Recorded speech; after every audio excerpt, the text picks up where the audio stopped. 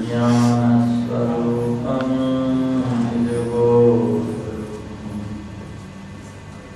योगेन्द्रमेड्यं भवरोगवैद्यं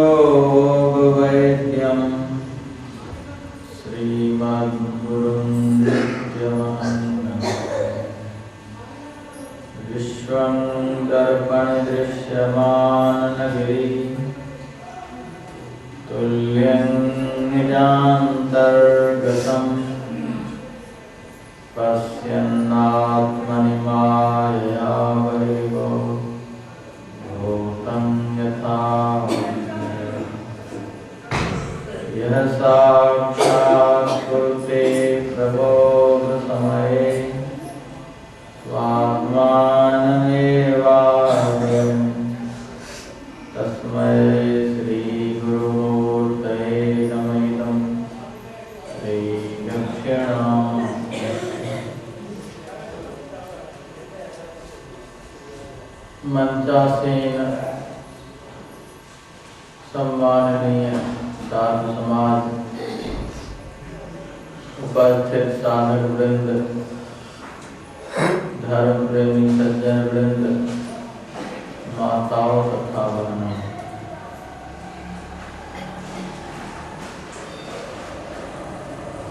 आप सबको विदित है कि श्री रामचरितमानस से सीता हरण का प्रसंग चल रहा है।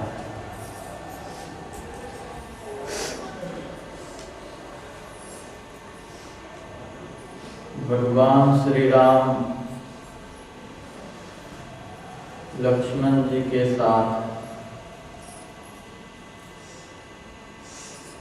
सीता जी की खोज में लगे हुए हैं।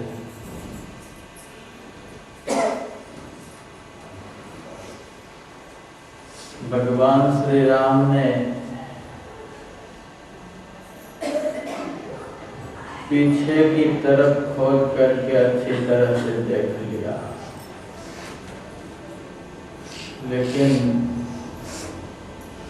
सीता जी मिली नहीं। बाईं तरफ भी खोज करके देख लिया, सीता जी मिली नहीं। दाईं तरफ खोज करके देख लिया, सीता जी मिली नहीं। अब भगवान श्री राम मन में सोचते हैं, अब तो बस आगे ही खोजने को बाकी है। बाएं दाएं तो सीता मिली नहीं, पीछे भी खोजने से सीता मिली नहीं, इसलिए आगे चले बौरे रघुराया, ऋष्यमोह पर्वत निहराया। भगवान श्री राम आगे से तात्पर्य सामने की तरफ चले। यदि हम सीता जी का दर्शन करना चाहते हैं, और यह सीता का दर्शन क्या, यह साक्षात भक्ति का दर्शन है। भक्ति का दर्शन करना चाहते हैं, भक्ति को प्राप्त करना चाहते हैं, भक्ति के स्वरूप को समझना चाहते हैं, भक्ति को ग्रहण कर मुक्ति को पाना चाहते हैं, भगवान जैसे आगे चले हैं उसी तरह से हमें भी आगे चलना होगा। भगवान बाएं दाएं और पीछे खोज करके देख लिया। जब भगवान को बाएं दाएं पीछे खोजने से नहीं मिला तो हमको कैसे मिल जाएगा? अब तो हमें भगवान के रास्ते पर ही चलना चाहिए। जैसे भगवान आगे की तरफ चले हैं, उसी तरह से भक्ति का दर्शन करने के लिए भक्ति के स्वरूप को समझने के लिए, भक्ति का आनंद पाने के लिए आगे की तरफ चलना होगा।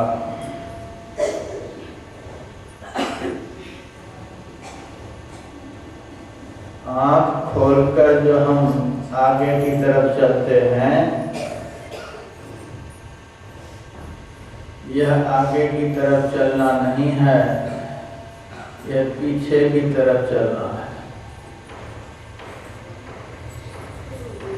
आँख खोलकर जो हम संसार की तरफ चलते हैं, तो हम भक्ति से बहुत पीछे होते चले जाते हैं, परमात्मा से बहुत पीछे होते चले जाते हैं।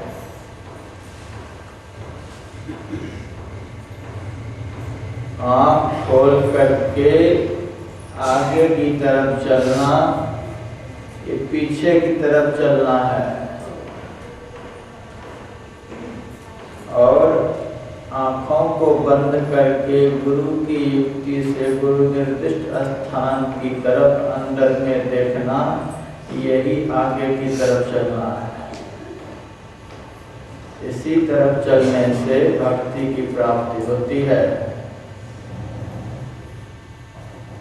हमारे गुरुदेव ने बहुत स्पष्ट शब्दों में लिखा, दो नैन बीजो बीज सन्मुख एक टक देखत रहो, आप ही वह बिंद जल के पट गिरा देखत रहो। दोनों आंखों के ठीक बीचों बीच एक टक से देखते रहो।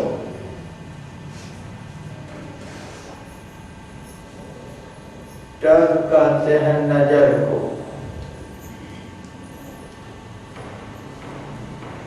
दृष्टि की धार को।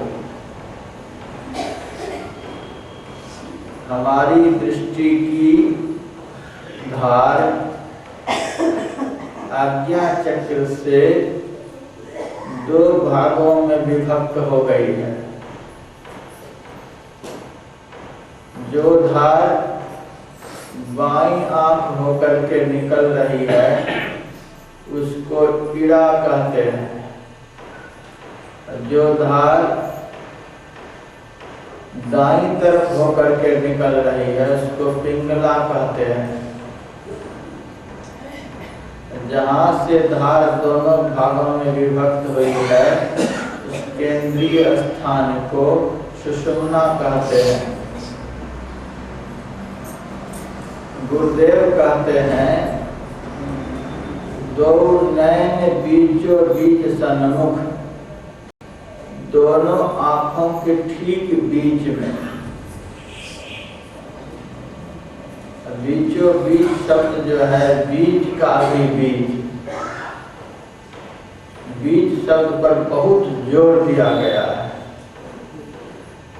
दोनों आंखों के ठीक बीच में, अर्थात भ्रुगोर मध्य में। योग शास्त्र में इसी स्थान को नासागर कहा है, इसी स्थान को आज्ञा चक्र कहा है, इसी को 10वां द्वार कहा है। बहुत नामों से दोनों आंखों के मध्य भाग को अभिहित किया गया है। कहते एक टक देखत रहो, दोनों दृष्टि धाराओं को मिला करके देखते रहो। भगवान श्री राम लंगड़े तो थे नहीं, दोनों पैर से चल रहे थे।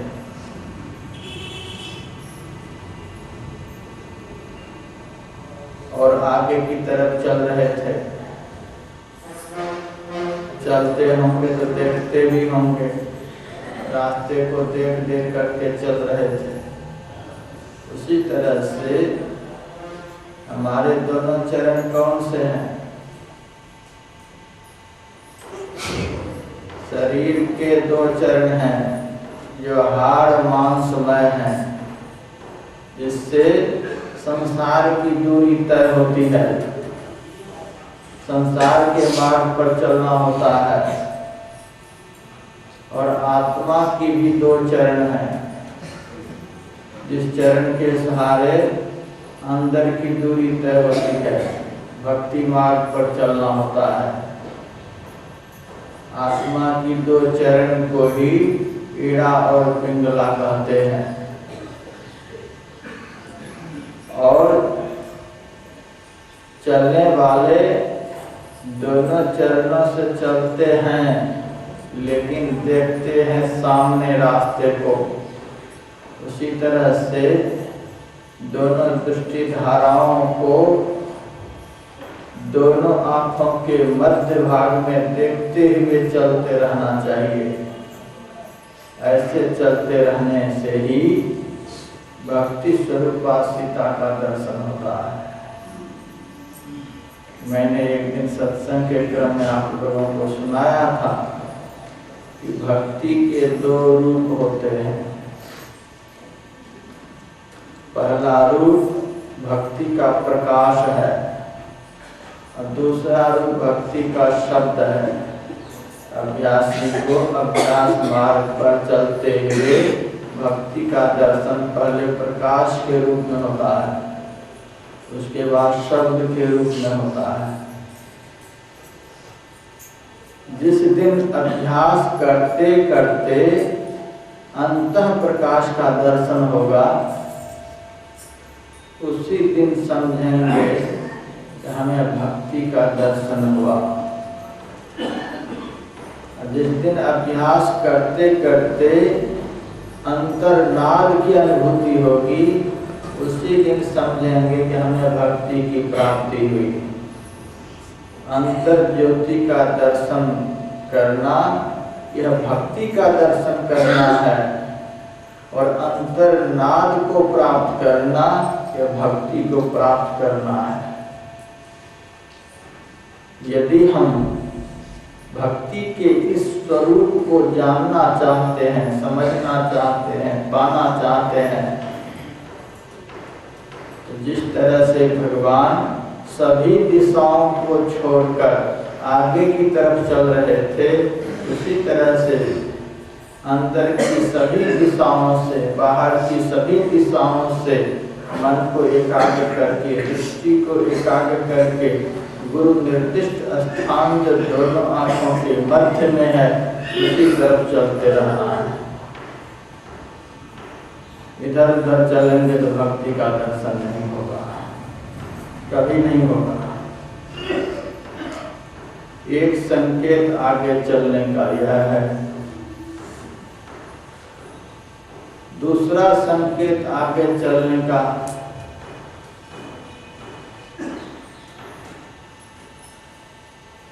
हमारा लक्ष्य, हमारा प्राप्तव्य, हम जिसे पाना चाहते हैं, वे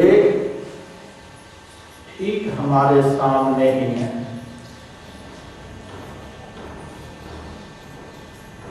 हमारा लक्ष्य हमारे सामने ही है। जैसे शिकारी शिकार के ऊपर प्रहार करता है तो पीछे की तरफ नहीं देखता, इधर उधर नहीं देखता, केवल शिकार की तरफ देखता है। उसी तरह से यदि हम अपने लक्ष्य को पाना चाहते हैं, तो ध्यान करते समय अपने ख्यालों को बाईं तरफ जाने से रोकते रहें, अपने ख्यालों को दाईं तरफ जाने से रोकते रहें, इधर उधर जाने से रोकते रहें। केवल गुरु निर्दिष्ट स्थान की तरफ देखते रहें। यह देखना ही आगे चलना है। इस तरह जो अभ्यासी आगे की तरफ चलता है, अपने लक्ष्य की तरफ चलता है, बहुत सारी आपदाएं आती हैं, बहुत सारे विघ्न उपस्थित होते हैं, बहुत सारी कठिनाइयां आती हैं, रुकावटें आती हैं। चल हंसा ये देश इस पुस्तक को यदि आप पढ़ेंगे तब इन रुकावटों का पता चलेगा। तो ठीक रास्ते की तरफ आप चलेंगे तब आपकी साधना में विघ्न डालने के लिए बहुत सारी रुकावटें आएंगी। पहले तो शरीर से संबंधित रुकावट है। जैसे ही हम लक्ष्य की तरफ अंदर में देखेंगे, जैसे ही हमारी दृष्टि एकाग्र होने लग जाएगी, जैसे ही हमारा मन स्थिर होने लग जाएगा, वैसे ही लगेगा कि घुटने में बहुत जोर से दर्द होने लग गया, कमर में बहुत जोर से दर्द होने लग गया, सिर भारी होने लग गया, आंखें निकलने लग गई। बहुत तरह के व्यवधान शरीर से संबंधित उपस्थित होंगे। और जैसे ही शरीर के किसी अंग प्रत्यंगों की तरफ आपकी वृत्ति गई, ख्याल गया, वैसे ही ध्यान विचलित हो जाएगा, लक्ष्यच्युत हो जाएंगे। उसके बाद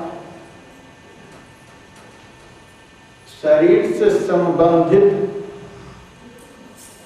बहुत सारे स्वजन संबंधी हैं। शरीर से संबंधित बहुत सारी वस्तुएं हैं, इनसे भी बहुत सारे व्यवधान उपस्थित होंगे। जैसे ही भजन में मन एकाग्र होने लग जाएगा, तुरंत कहीं न कहीं से फोन उस समय जरूर आने लग जाएगा। ये फोन तो आजकल साधकों के लिए काल हो गया, मोबाइल तो काल का भी महाकाल हो गया।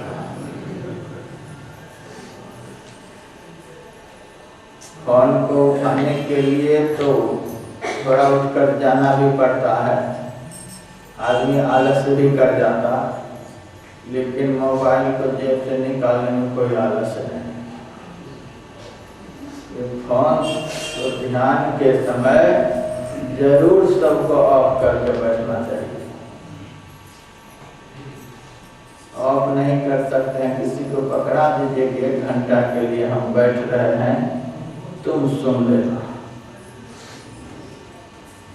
ध्यान शिविर में भी कभी कभी बच जाता है, उनको भले आनंद आए, लेकिन बाकी सारे साधकों का चित्त विचलित हो जाता है।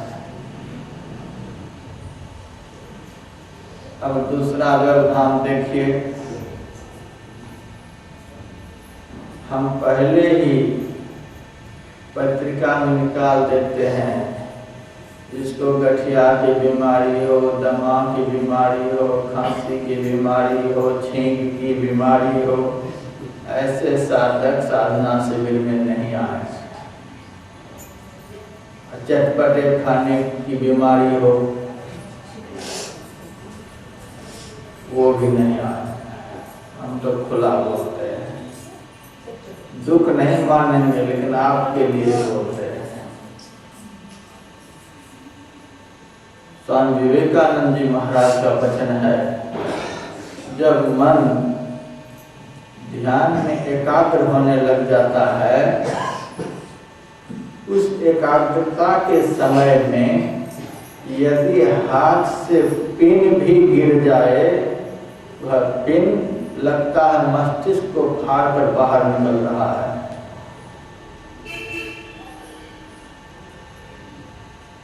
ध्यान के समय जब मन एकाग्र होने लग जाता है, अभ्यासी को बहुत शांति का अनुभव होता है। मिल जाएगा फिर तो शांति का क्या कहना, आनंद का क्या कहना, जब भजन की तरफ मन एकाग्र भी होने लग जाता है।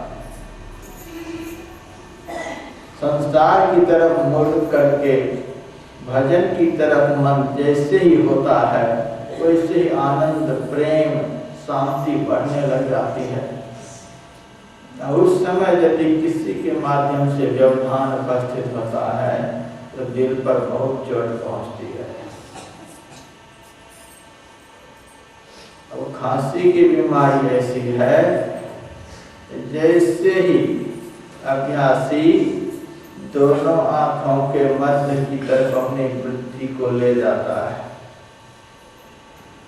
तो कभी माता की तरफ से तो कभी पुरुष की तरफ से। एक आदमी यदि खांस दिया तब तो दूसरे का रास्ता ही खुल जाता है, बस चालू हो गया, लगता है कि रास्ता खुल गया। ये तो नहीं कहेगा यही आदमी खांस रहा है, सबका चित्त विचलित हो जाता है। इतने पर भी दही खाने को छोड़ देते, कुछ भी हो जाए, भजन बने चाहे नहीं बने, दूसरे का भी भजन बने चाहे नहीं बने, लेकिन हमारी दही नहीं छूटे, चावल खाना नहीं छूटे, खटाई नहीं छूटे, सो करके उठते ही पानी पीना नहीं छूटे। ये सब सर्दी खांसी को बढ़ाने वाली बात है। जो भजन करता है उनको पता चलता है भजन में कितना आनंद होता है, और उस आनंद में जब विक्षेप पड़ता है उसके दिल पर कितना खलल पहुंचता है। इसीलिए तो संत बलदेव साहब ने कहा, हरि चर्चा से भय संग हत्या किए, अपनी बुद्धि नसाए सवेरे भागिए, दौलत देवे ताहि तो कौने काम का, रे हाँ पलटू मित्र नाहि वह दुष्ट द्रोही राम का। मनवा राम नाम रस पीजय, तजी कुसंग सत्संग बैठ नित, हर चर्चा सुन लीजिए। जिनके द्वारा भजन में विघ्न उपस्थित हो वह अपना नहीं हो सकता।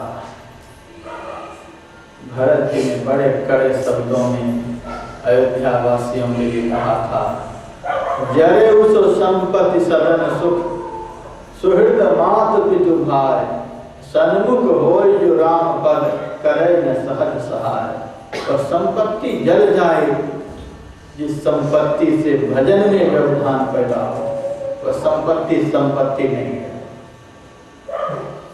वह सुहृद सुहृद नहीं है, वह भाई भाई नहीं है। ऋषभ भगवान ने तो कहा,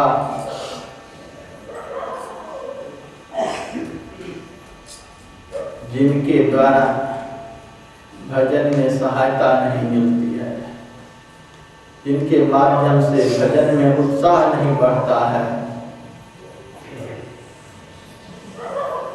और जिनके माध्यम से भजन में व्यवधान पैदा होता है, वह भाई भाई नहीं, वह पिता पिता नहीं, वह पुत्र पुत्र नहीं, वह गुरु गुरु नहीं, वह स्वामी स्वामी नहीं, वह ईश्वर ईश्वर नहीं। यहाँ तक ऋषभ भगवान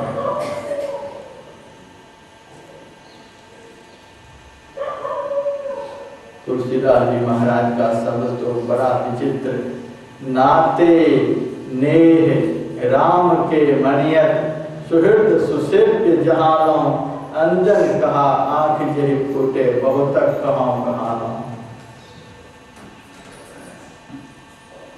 जिस अंजन के आँख में लगाने से आँख ही फूट जाए वह अंजन किस काम का। उसी तरह से जिन संबंधियों से संबंध जोड़कर परमात्मा से ही नाता टूट जाए वह संबंधी किस काम का। तुलसी सो सब भांति परम हित, पूज्य प्राण ते प्यारो, जाते हो स्नेह राम पर, ये तो मतो हमारो। वही संसार में हमारा परम हितकारी है। प्रेम करने के योग्य है प्राण से भी ज्यादा पूजनीय है जिनके द्वारा भजन में सहायता मिले, सहयोग मिले। वस्तु और व्यक्तियों के द्वारा भजन में व्यवधान पैदा होता है। प्राचीन काल में जंगल जाने की जो व्यवस्था थी, इसीलिए ऐसी बात नहीं है कि जंगल में ही भजन होता है, घर में भजन नहीं होता है, ऐसी कोई बात नहीं। केशवदास जी महाराज ने तो स्पष्ट कर दिया, मन हाथ भया जिनके तिनके, घर ही बन है बन ही घर है। लेकिन फिर भी शास्त्रों में, प्राचीनतम इतिहासों में जंगल जाने की जो व्यवस्था बनी, इसलिए शरीर से संबंधित व्यक्तियों और वस्तुओं के द्वारा भजन में बहुत विघ्न उपस्थित होते हैं। जब भगवान विष्णु नारायण के रूप में धरती पर प्रकट हुए, उनके साथ लक्ष्मी भी प्रकट हुई। भगवान ने कहा, इस अवतार के माध्यम से हम संसार में तप का विस्तार करेंगे। भोग के लिए अवतार नहीं होगा, तप के लिए होगा। हम जाएंगे बद्रिकाश्रम तप करने के लिए। लक्ष्मी कहती है, मैं भी जाऊंगी, मैं भी तप करूंगी। भगवान ने कहा चलो, लेकिन तप करना पड़ेगा। ठीक है, हम भी तप करेंगे। नारायण भगवान बद्रिकाश्रम गए और लक्ष्मी से कहते हैं कि तू जहां मैं बैठूंगा वहां से कुछ दूरी पर बैठकर तप करना।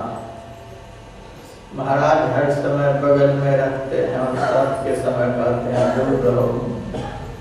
हाँ, तपस्या के समय 3 चीजों से दूर रहना चाहिए। पुरुष के लिए पत्नी, पैसे और पुत्र, ये तीनों साथ में रहेंगे। गले में पत्थर बांध करके आकाश में उड़ना नहीं होता। भजन करने का अधिकार सबको है, एक निश्चित दूरी हो उनके लिए। यहाँ भी देखिए अधिकार दिया गया है तो, लेकिन बीच में कुछ रास्ते रखे हैं, दूरी बना दी, मर्यादा है। ये कोई भेद की बात नहीं, ये शास्त्रीय मर्यादा की बात है। पैसे से, पुत्र से और पत्नी से, नारी जाति के लिए है पति, पुत्र, पैसे से दूर रहना पड़ेगा। जेब में गड्डी भर करके बैठेंगे ध्यान करने के लिए तो ध्यान खूब हो जाएगा। ये तो भजन के समय तिजोरी में ही रहने जाता है। पैसे जेब में रहेंगे तो मन चंचल रहेगा, क्योंकि साधना की आरंभिक अवस्था में मन ऐसा नहीं होता। मन में होगा कि सूरत लग गई है, जेब से कोई निकाल लिया तो बस हो जाता है। भगवान विष्णु ने लक्ष्मी को भी दूर ही रख दिया। तो जंगल जाने की जो व्यवस्था बनी है, हमारी एकाग्रता भंग न हो। भजन के लिए वैदिक संस्कृति में त्रैकाल संध्या करने का विधान है। त्रैकाल संध्याओं में उत्तम, मध्यम और सामान्य, इन 3 संध्याओं का वर्णन है संध्या ही, लेकिन एक समय के संध्या को उत्तम कहते हैं, दूसरे को मध्यम और तीसरे को सामान्य कहते हैं।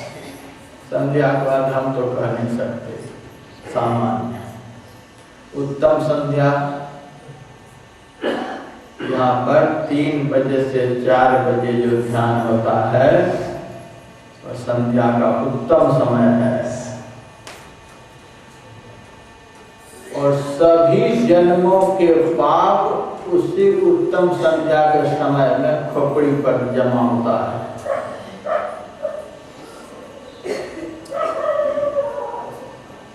हम खींच करके लाना चाहते हैं हॉल की तरफ, जन्म जन्म का पाप खींच करके ले जाना चाहता है बिस्तर की तरफ। बड़ी लड़ाई होती है यहाँ पर। ऐसी लड़ाई लड़ने को घर पर नहीं मिलेगी। किसी जन्म का पुण्य है जो आप लोग यहाँ आए हुए हैं। भजन के लिए खींचने वाला संसार में कोई नहीं मिलेगा। भोगों की तरफ खींचने वाले समाज में हजारों मिल जाएंगे, और भजन की तरफ, भगवान की तरफ खींचने वाले साधवो न्यासिना सामता ब्रह्मनिष्ठा लोक पावना, जिसका जन्म ही संसार के कल्याण के लिए हुआ है, वही आपको भजन की तरफ खींचेंगे। ब्राह्म मुहूर्त का ध्यान यदि ठीक ढंग से बन गया तो दिन भर आपकी मस्ती उतरेगी नहीं। आप जिस समय भजन पर बैठेंगे उसी समय भजन में मन लग जाएगा। लेकिन प्रायः साधक ब्राह्म मुहूर्त के ध्यान में ही फिसल जाता है। या तो जन्म जन्म का पाप उसे भजन पर बैठने नहीं देता, अब बैठ भी जाता है। यह देह भी कम पाप नहीं है। यह देह ब्राह्म मुहूर्त के ध्यान के समय बहुत सुख चाहता है। दोपहर के ध्यान के समय उतनी परेशानी नहीं है, शाम के ध्यान में उतनी परेशानी नहीं, लेकिन ब्राह्म मुहूर्त के ध्यान के समय यह शरीर बहुत सुख चाहता है। थोड़ी भी गर्मी से लगेगी तो बर्दाश्त नहीं होगा। अब इसको पंखा चाहिए, थोड़ी भी ठंडी लगेगी तो बर्दाश्त नहीं होगा। अब इसके ऊपर चादर चाहिए, कंबल चाहिए। जैसे ही शरीर को आप सुख देने में लगे वैसे आपकी संध्या खत्म हो गई। यदि आप लोग ठीक ठीक भजन करेंगे तो पता चलेगा। जिस आगे चले गौरी रघुराया का हम वर्णन करते जा रहे हैं, जिस आगे का संकेत कर रहे हैं, भगवान श्री राम ने पीछे की तरफ सीता को नहीं खोजा, बाईं तरफ नहीं खोजा, दाईं तरफ नहीं खोजा, खोजा अभी तो सीता नहीं मिली। भगवान श्री राम आगे की तरफ सीता जी के अन्वेषण के लिए चलते हैं। उसी तरह से भक्ति का दर्शन यदि करना चाहते हैं तो बाईं तरफ दृष्टि को नहीं जाने दें, दाईं तरफ दृष्टि को नहीं जाने दें, पीछे की तरफ दृष्टि को नहीं जाने दें। दो नैन बीचों बीच सन्मुख एक टक देखत रहो, आप ही वह बिंद थल के पट गिरा निरखत रहो। दोनों आंखों के मध्य सुषुम्ना नाम की नाड़ी है, परम तेजोमयी नाड़ी है। सुषुम्ना नाड़ी की तरफ देखने मात्र से ही शरीर में ऊर्जा शक्ति का संचार होने लग जाता है।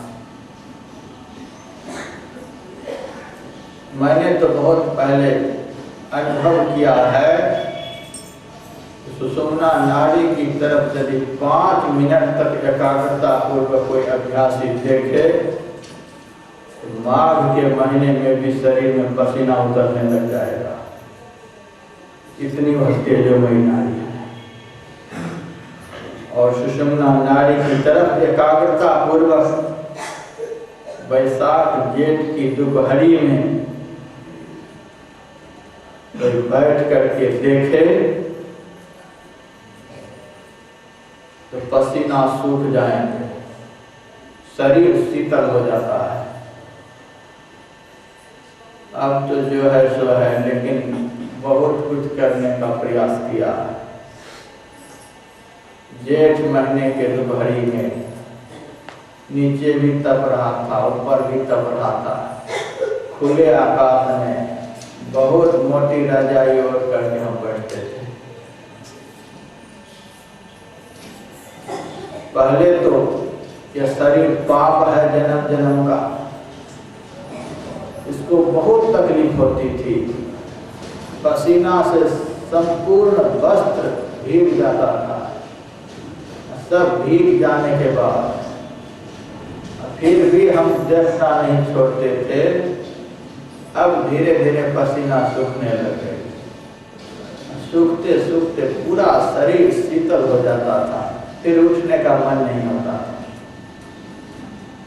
दोपहर के समय खुले आकाश में इस तरह से बैठते थे और शरीर बिल्कुल शीतल हो जाता। फिर तो 3-4 घंटे भी पता नहीं चलता कैसे बीत जाता है। इस तरह से अभ्यास करते थे। तो शरीर भी बड़ा पाप है। उत्तम समय के संध्या काल में ये शरीर सुख चाहता है। बहुत अभ्यासी मेरे से कहते हैं, महाराज जब ध्यान करने के लिए बैठते हैं नींद आने लग जाती है, आलस बहुत आता है, क्या करूं, क्या उपाय है इसके लिए? आग में कूदने से तो काम नहीं चलेगा। स्वामी राम तीर्थ आलस्य को दूर करने के लिए गला भर पानी में खड़े होकर के ध्यान करते थे। उनके जीवन चरित्र में लिखा हुआ है। और जन्म जन्म का पाप आलस्य के रूप में प्रकट होता है। और इतना प्रबल है कि स्वामी राम तीर्थ को गला भर पानी में भी झपकी आ जाती थी। जैसे झपकी आती थी, सिर दुखता था तो नाक में पानी चला जाता।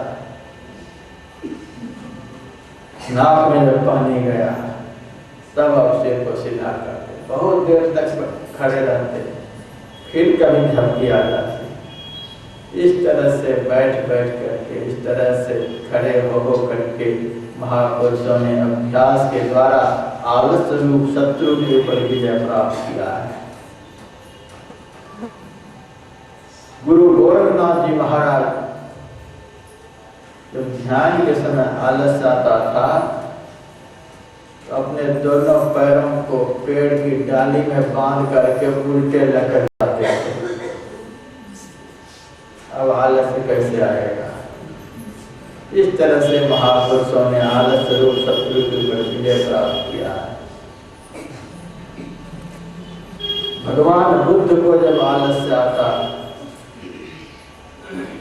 ठंडी के समय जब आलस्य आता तो सारे कपड़े खोल लेते, केवल लंगोटी पहन करके खुले आकाश में बैठ जाते। उस पर भी आलस्य आता तो पानी में जाकर के एक बार डूब लगा लेते, फिर बैठ जाते। अब आलस्य कहाँ से आएगा? हम आप लोगों को बड़ी चिंता हो जाती है, इतनी ठंडी में खुले में बैठ जाएंगे, कहीं लकवा न मार दे। इतने डरते हैं। भगवान का भजन करेंगे तो हमारा कभी अनिष्ट होगा? कभी अनिष्ट नहीं होगा। हम पहले सोचने लग जाते हैं, ऐसा करेंगे तो ऐसा हो जाएगा, वैसा करेंगे तो वैसा हो जाएगा। मैंने तो एक बार देखा 104 बुखार मुझे लग गया। ध्यान का समय हो गया और हम उस हालत में भी बैठ गए। बैठ गए तो जिस नारी की चर्चा मैं कर रहा हूँ उसी तरफ देखने लगे। दिखे चाहे नहीं दिखे, वह नारी इतनी तपोमयी, इतनी तेजोमयी, इतनी सात्विक नारी है। उस तरफ देखते देखते संपूर्ण शरीर से पसीना उतरने लग गया और 1 घंटा में 104 बुखार उतर गया। और जिसका बुखार नहीं उतर रहा है, मैं आप लोगों से कहता हूँ आज आप प्रैक्टिकल करके देख सकते हैं। एक ही आसन से मेरुदंड को सीधा करके, अंग प्रत्यंग को स्थिर करके, दोनों आंखों के ठीक मध्य में एकाग्रता पूर्वक देखते रहें, ख्याल इधर उधर नहीं जाए, आगे चले बौले गरुड़ाई, लक्ष्य की तरफ देखते रहे। 1 घंटा में सारा बुखार का उतर जाएगा। भारी से भारी रोग खत्म हो जाते हैं। ब्लड प्रेशर आपका हाई हो गया है, मैं कहता हूँ इस तरह से आप 1 घंटा अभ्यास कर लीजिए और फिर आप मशीन लगा करके देख लीजिएगा, ब्लड प्रेशर लो हो जाएगा। यदि बहुत लो है तो हाई हो जाएगा। जिस भजन में जन्म जन्म के ताप को दूर करने की शक्ति है, उस भजन के द्वारा शरीर का भी ताप दूर नहीं होगा। ये कौन सा भजन है? जिस भजन में जन्म जन्म के दुख को दूर करने की शक्ति है, उस भजन के द्वारा संसार का भी तुच्छ दुख दूर नहीं होगा। जिस भजन से दुख दूर होता है, ताप शांत होता है, वह भजन हम करते ही नहीं। कि शरीर पाप है, सुख खोजता है, इंद्रियां जो हैं वो पापिनी हैं, ये सुख चाहती है। भजन के समय इसको सुख चाहिए। थोड़ी भी कहीं से आवाज होगी, आँख चाहेगी कि कहाँ से आवाज खोल करके देख लूं। कहीं मनोरम गाना बजाना आसपास में हो रहा है, ध्यान के समय है, लेकिन कान दौड़ पड़ेगा उधर, थोड़ा सा सुन। इंद्रियां पापनी है, तो पाप की तरफ दौड़ती रहती हैं। शरीर जो है यह भी पाप ही है, भजन के समय भी शुद्धि चाहता है। जो शरीर को, इंद्रियों को सुख देने का प्रयास करेगा, उसको भजन का सुख कभी नहीं मिलेगा। फिर नींद भी आती है। बहुत अभ्यासी कहते हैं, मैंने पहले भी कहा, महाराज ये सब बहुत सताते हैं।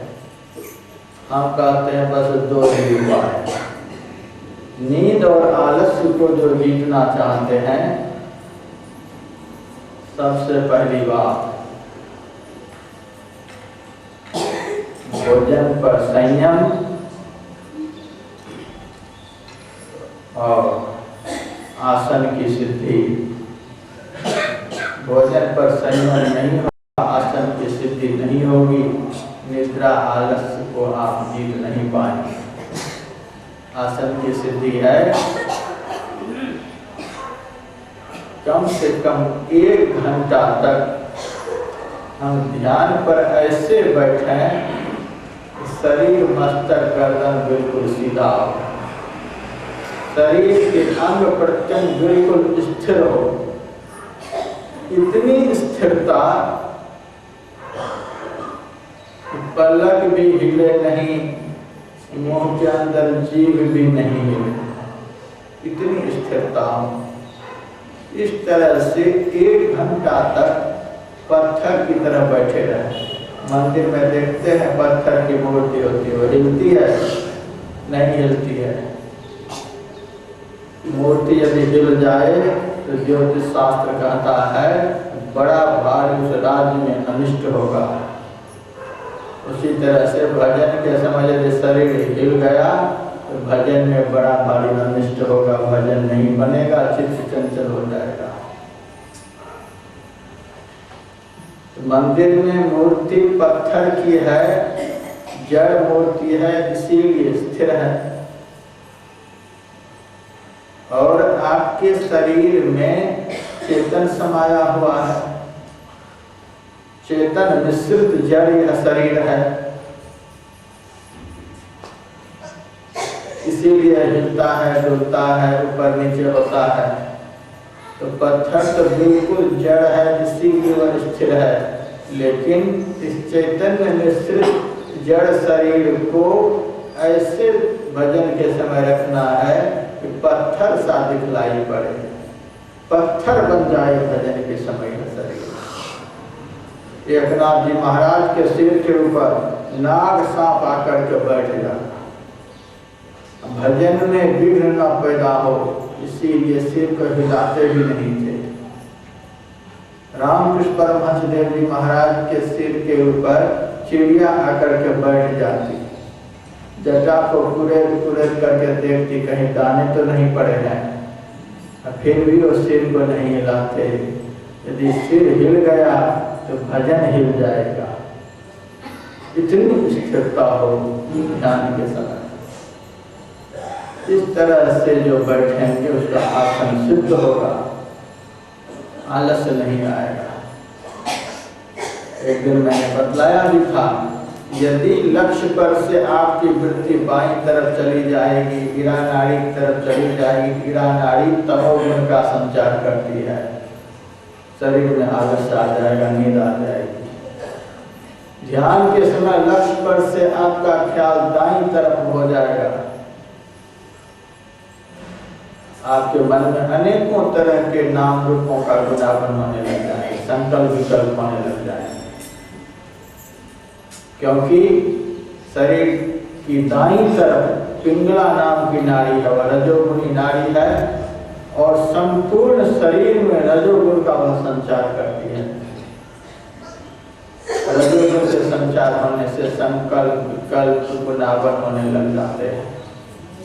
सुषुम्ना सतोगुणी नाड़ी है, उसकी तरफ एकाग्रता पूर्वक देखने से शरीर में सत्वगुण का संचार होता है।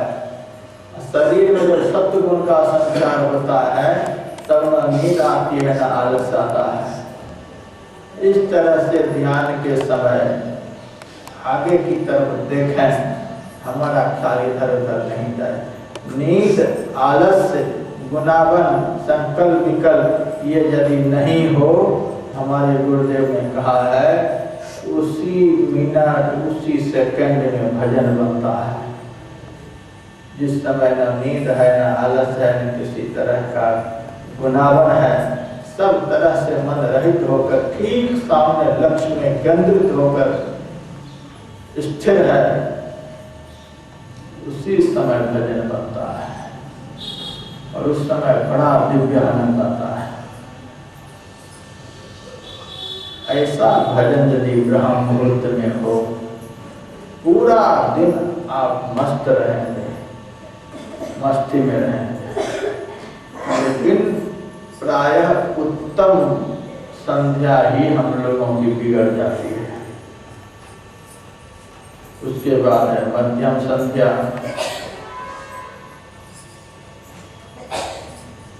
2 बजे से 3 बजे का ध्यान जब भी हम लोगों ने किया, यह है मध्यम संध्या। इस समय भी लोग दुनिया के कामों को करके आते हैं, भोजन पानी करके विश्राम में चले जाते हैं, शोरगुल कम होता है। ये मध्यम संध्या। शाम के समय में तो गप करने के लिए सब फ्री ही रहते हैं। दफ्तर वाले दफ्तर से आ गए, दुकान वाले दुकान से आ गए, मकान वाले मकान से आ गए, सारा काम दूसरे लोगों का निबट गया, और काम बच गया है आपस में मिल करके गप करना। बच्चे सब स्कूल से आ गए, घर में होने लग गए। संध्या करने के लिए तो आप बैठ जाएंगे, लेकिन संध्या होगी नहीं। आंख बंद करके बैठ जाना, यही संध्या है, इसको संध्या नहीं करते। संधि शब्द से संध्या शब्द बना हुआ है। इड़ा और पिंगला, इन दोनों नाड़ियों का मिलन हो जाना, यही असली संध्या है। जीवात्मा और परमात्मा का मिलन हो जाए, ये तो सर्वोत्कृष्ट संध्या है। मंत्र में हमारा मन लग करके रहे, स्थिर होकर के रहे, यह संध्या है। इष्ट के रूप में हमारा चित्त लग करके रहे, एक आकार होकर के रहे, यही संध्या है। इड़ा और पिंगला दोनों नाड़ियां सुषुम्ना में मिल करके रहे, यही संध्या है। ज्योति में हमारी वृत्ति लग करके रहे, यही संध्या है। नाद में हमारी सूरत स्थिर होकर के रहे, यही संध्या है। जिनसे जोड़ने के लिए संत और शास्त्र ने निर्देश किया है, उनसे जुड़ करके रहना यही संध्या है। केवल आंखें बंद करके बैठ जाना यह संध्या नहीं। सायंकाल के समय में जल्दी संध्या नहीं होती, बहुत शोरगुल हलचल होते हैं, इसीलिए इसको सामान्य संध्या कहते हैं। लेकिन इससे भी बढ़ करके एक संध्या है, जिसको धर्म ग्रंथों में तुरीय संध्या कहा गया। ये उत्तमोत्तम है। तुरीय संध्या का समय, वह समय यदि आप लोगों को बदला दो, आपका शरीर काम उठेगा। अरे राम, ये महात्मा तो हम लोगों के पीछे पड़ गए।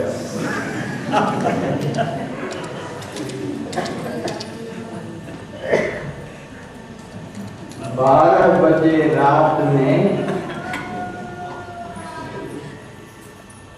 बैठ करके भजन करना यह उत्तम संध्या है, तुरीय संध्या है।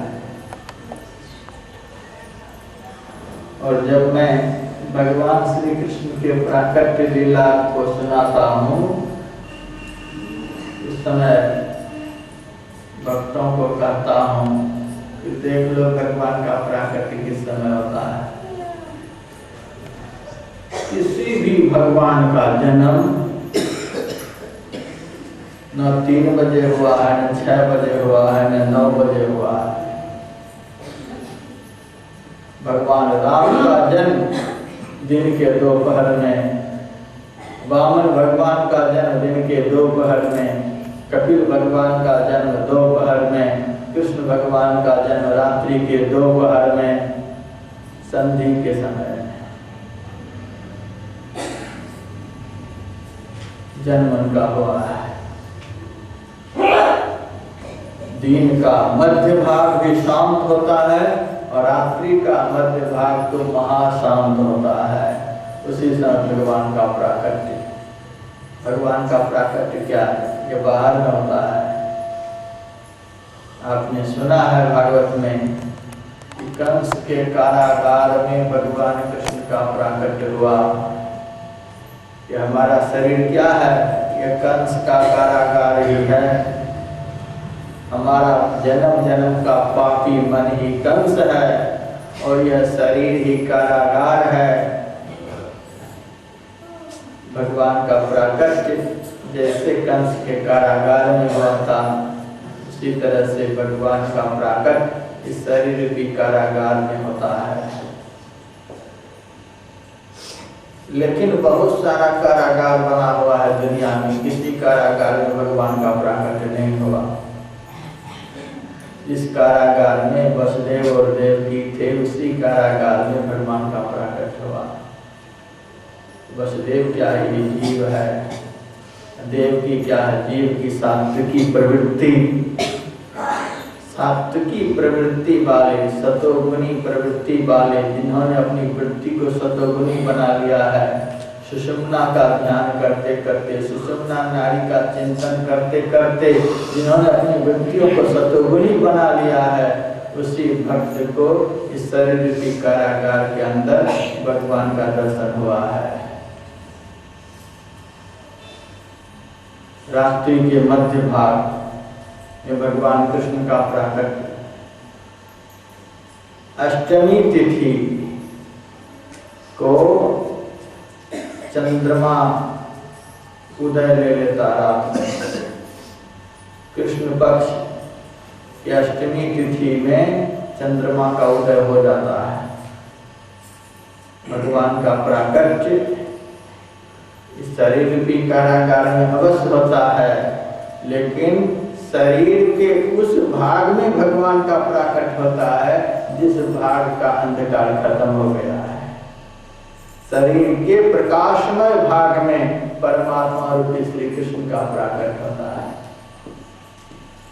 जवान कृष्ण का प्राकट नहीं हुआ था, बूढ़ा कृष्ण का प्राकट नहीं हुआ था, बाल कृष्ण का प्राकट। बाल कृष्ण क्या है?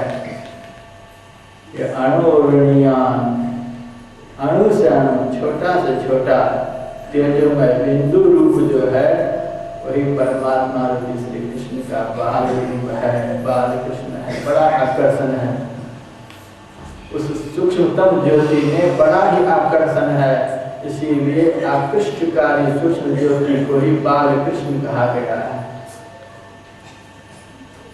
लेकिन उस कृष्ण का दर्शन किसको होता है? जो तुरी संध्या करता है, रात्रि के मध्य भाग में जग करके ध्यान करता है, उस समय का वातावरण बहुत शांत है। आप लोग यदि जंगल के ध्यान का आनंद लेना चाहते हैं तो रास्ता बतलाता हूँ, यहाँ बैठ कर के आप अभ्यास करें, चाहे घर जाकर के अभ्यास करें। रात्रि के मध्य भाग में 12 बजे रात में बैठ करके यदि आप एकाग्रता पूर्वक अभ्यास करेंगे, उसी अभ्यास से मन की एकाग्रता होती है। मन की एकाग्रता होने से ही एक बिंदुता की प्राप्ति होती है। बड़ी एकाग्रता की आवश्यकता चाहिए, आवश्यकता है ध्यान में, और एकाग्रता बनती है शांत एकांत वातावरण में, रात्रि के मध्य भाग में जग करके अभ्यास हो। लेकिन रात्रि के मध्य भाग में जग करके कौन अभ्यास करेंगे? जो गले तक खा करके सोएंगे उनसे अभ्यास होगा। मेरे से लोग पूछते हैं, महाराज रात में कितनी रोटी खानी चाहिए? ये सब प्रसंग हमको अभी नहीं सुनाना चाहिए, नहीं तो कहेंगे ये रोटी बचाने के लिए प्रवचन कर रहे हैं। रोटी की कोई कमी नहीं है, 20-20 रोटी खाएंगे फिर भी कमने को नहीं। लेकिन प्रवचन के समय तो प्रवचन की बात होनी ही चाहिए। लेकिन इन प्रवचनों पर ध्यान देंगे 16 तारीख के बाद।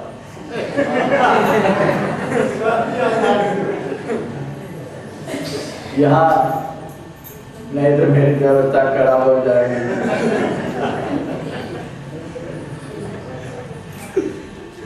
साधक पूछते हैं रात में कितनी रोटी खाएं?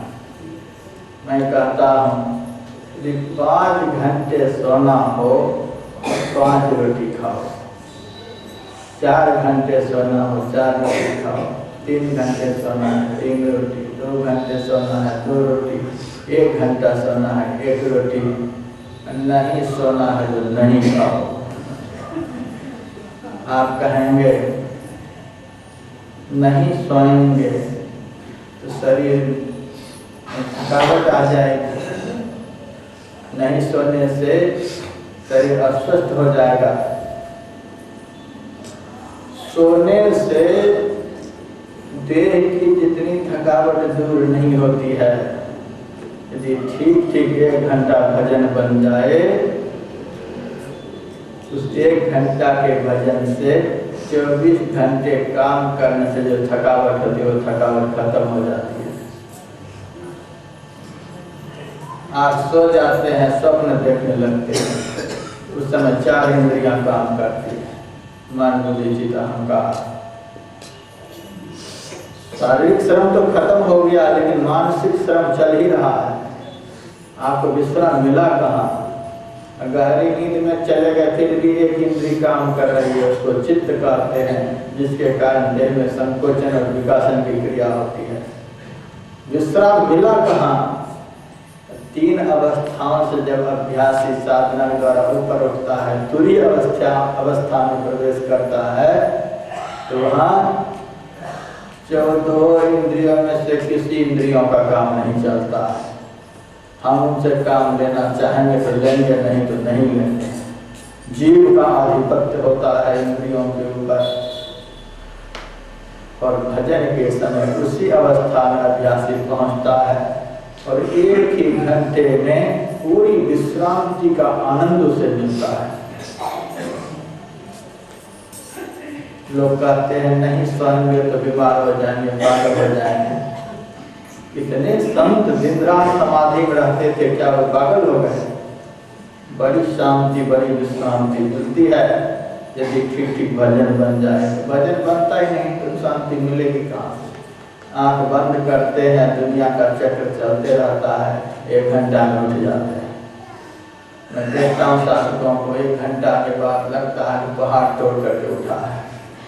कभी कमर को दबाता, कभी जंघे को दबाता, कभी पैर को दबाता, क्या हो गया उसको पता नहीं। कमर टूट गई 1 घंटा में। बात क्या है? कभी कभी मैं बचपन की बात सुना देता हूँ। कुश्ती देखने के लिए मैं जाता था दंगल में,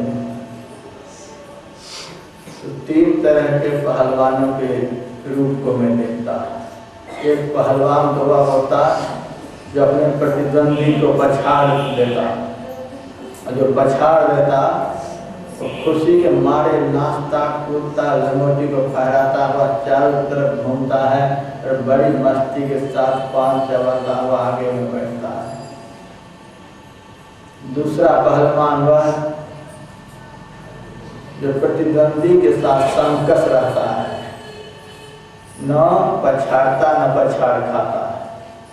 कुछ देर के बाद जो दंगल के अध्यक्ष होते हैं उसे छुड़ा देते हैं, अब अगले साल की तैयारी करना, अब तुम नहीं पछाड़ पाओगे एक दूसरे को।